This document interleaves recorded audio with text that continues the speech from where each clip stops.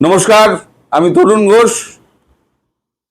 আমাদের বাংলাদেশের স্বরাষ্ট্রমন্ত্রী সালাউদ্দিন সাহেব তিনি যতই দাবি করুন না বাংলাদেশ শান্তি শৃঙ্খলার মধ্যে আছে এবং বাংলাদেশ আয়ত্তের মধ্যে আছে, তার দাবি হচ্ছে এইটা। কিন্তু আদৌ কি সেটা সত্যি? পাহাড় তো প্রায় হাত থেকে বেরিয়ে যাওয়ার মতো অবস্থা। এখন পাহাড়ের চূড়ান্ত লড়াই হচ্ছে, আপনারা রোজই খবর পাচ্ছেন। আজকে সকালেও 6 জন আহত হয়েছে। অনেকগুলো গ্রুপ তো, আর এলাকাটাও ভিন্ন ধরনের পার্বত্য এলাকা। বাংলাদেশের মানুষ সবাই জানেন, আমাদের পশ্চিমবঙ্গের মানুষ যারা জানেন না তাদের জন্য আমি একটু বলি। এই অঞ্চল পাহাড়টা হচ্ছে রাঙামাটি, খাগড়াছড়ি এবং ওই বান্দারবন, এই 3টে এলাকা জুড়ে হচ্ছে এই পাহাড়টা। আরও ছোটোখাটো অঞ্চল রয়েছে, আমি জানি না। এই পাহাড়ে এই 3টে, আমায় যখন উত্তরাখণ্ড দিয়ে যখন যাবেন, দুদিকে পাহাড় আর মধ্যিখানে সরু রাস্তা, অথবা একদিকে নদী চলে গিয়েছে, তার গায়ে হচ্ছে রাস্তা, তারপরে হচ্ছে পাহাড়। এই জায়গাটা, এই রাঙামাটি অঞ্চলটা, রাঙামাটি, খাগড়াছড়ি, বান্দারবন এলাকাটা, এটা হচ্ছে সরু রাস্তা, দুদিকে হচ্ছে আপনার বন বাজার। আমি পশ্চিমবঙ্গের মানুষের জন্য বলছি, বাংলাদেশের মানুষ সবাই জানেন, তারা ওখানে ঘুরতে যেতেন। এখন এইখানে লড়াইটা হয়ে গেছে বিভিন্ন দলের মধ্যে। অনেকগুলো দল বিভক্ত হয়ে গেছে, কোনটা সরকার সমর্থিত আর একটা হচ্ছে আরাকান আর্মি সমর্থিত। আরাকান আর্মি সমর্থিত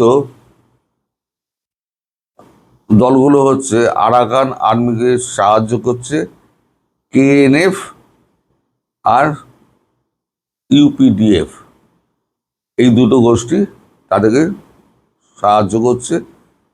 সমস্ত অস্ত্র ফস্ত্র নিয়ে তারাও আরাকান আর্মির সঙ্গে লড়ছে। আর উল্টো দিকে সরকার সমর্থিত, জান্তা সরকার সমর্থিত সম্ভবত কেপিএফ বলে একটি ফ্রন্ট রয়েছে, কেপিএফ। আমি ফ্রন্টটা মনে আছে, বাকিটা মনে নেই।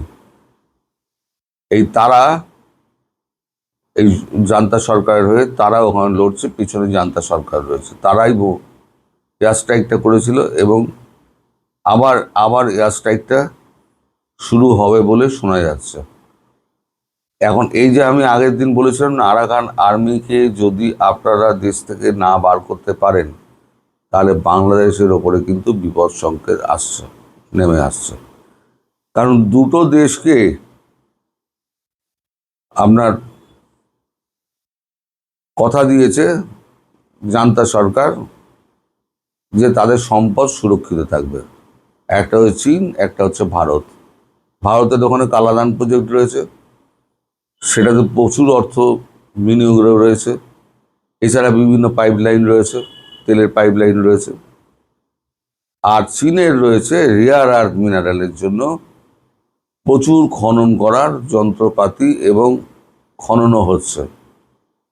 ওখানে যদি কাজ ব্যাহত হয়ে যায়, তাহলে চীনের একেবারে বিলিয়নস অফ ডলার ভারতেরও যাবে, চীনেরও যাবে। সুতরাং দুই সরকারই, ভারত এবং চীন, দুই সরকারই মিলিতভাবে আরাকান জান্তা সরকারের ওপরতে প্রেশার তৈরি করছে। কিছুদিন আগে ওই জান্তা সরকারের প্রেসিডেন্ট ভারতবর্ষে এসেছিলেন, তারপরে তিনি চীনেও গেছিলেন, এখন খবর পাওয়া যায়। তারপরে তিনি চীনে গেছিলেন। চীনে গিয়ে শি জিনপিং এর সঙ্গে কথা হয়েছে, এখানে যেমন মোদিজির সঙ্গে কথা হয়েছে। তিনি কথা দিয়েছেন যে আপনাদের যে অর্থ এবং সম্পদ সেগুলো সুরক্ষিত থাকবে।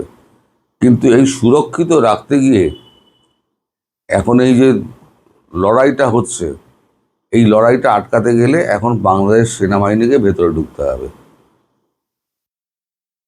কিন্তু গতবারে যে অবস্থা হয়েছিল, বাংলাদেশ সেনাবাহিনীর বোধহয় কয়েকজন শহীদ হয়েছিলেন, সঠিক খবর আমি জানি না, সত্যি মিথ্যে আমি জানি না।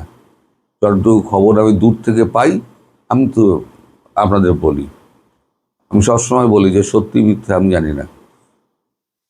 তো আজকে শুনলাম 6 জন আরো আহত হয়েছে। তাদের মধ্যে কোন দলের আছে এখানে সেটা বলা আমার পক্ষে মুশকিল। আর আহত যিনি হয়েছিলেন ওই আরাকান আর্মি আঞ্চলিক প্রধান, তিনি চট্টগ্রামে চিকিৎসা নিয়ে এখন ওখান থেকে তিনি ছাড়া পেয়ে উনি তার গোষ্ঠীর সঙ্গে থাইল্যান্ডের কোনো একটা বর্ডারে তিনি আশ্রয় নিয়েছেন। বিভিন্ন রাস্তা রয়েছে, তো ওই রাস্তা দিয়ে উনি বেরিয়ে গেছেন। কিন্তু মারপিটটা কিন্তু ক্রমশ বাড়ছে।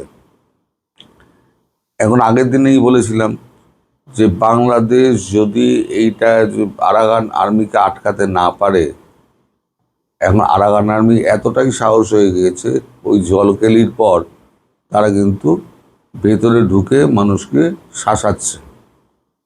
আর ওখানে যারা বাসিন্দা আছে, পাহাড়ে কিছু বাসিন্দা আছে, আদিবাসী আছে, তারপর সাধারণ মানুষ রয়েছে, তারা এখন পোটলা পুটলি সমস্ত নিয়ে তারা এখন সমস্ত মেনল্যান্ডে চলে আসছে, মানে পাহাড়ে আর থাকতে পারছে না। আর এরাও করছে কি, এরাও ছেড়ে দিচ্ছে, কারণ সাধারণ নাগরিক মেরে তো লাভ নেই, যত ফাঁকা হয়ে যায় ওদের লড়াই করতে দেওয়া সুবিধা হবে। আর যারা যাচ্ছে না তাদের ঘরে গিয়ে তাদেরকে বলে আসছে গুলি চলবে, তোমরা এখান দিয়ে বেরিয়ে যাও। ফলে দলে দলে লোক পাহাড় থেকে নেমে আসছে। মোটামুটি পাহাড়টা একেবারে একটা অশান্ত জায়গায় হয়ে গিয়েছে। এখন প্রশ্ন হচ্ছে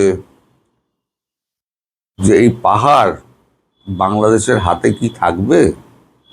সালাউদ্দিন সাহেব এই ব্যাপারে কিন্তু কোনো মন্তব্য করেন না। তিনি এমন এমন কথা বলেন যেন বাংলাদেশ স্বর্গরাজ্যে বাস করছে। কিন্তু বাংলাদেশের একটা অঞ্চল যে বাংলাদেশের থেকে বিচ্ছিন্ন হতে চলেছে, সে খবর কি তিনি জনগণকে বলেন? তিনি জনগণকে বলেন না।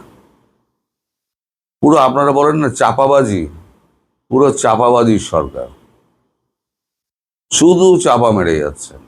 মিথ্যে কথা, মিথ্যে কথা, মিথ্যে কথা, মিথ্যে কথার ঝুড়ি বানিয়ে ফেলছে। এখন এই সমস্যার সমাধান করতে গেলে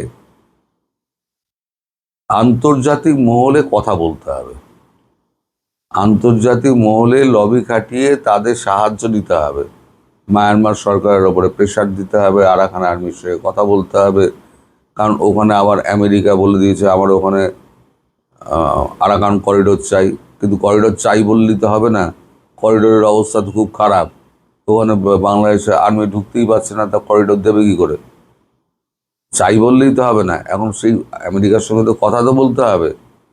ব্রেনকি স্টেশনের সঙ্গে শুধু কথা বলে তো লাভ নেই, কথা বলতে হবে আমেরিকায় গিয়ে, ওয়াশিংটন ডিসিতে গিয়ে কথা বলতে হবে।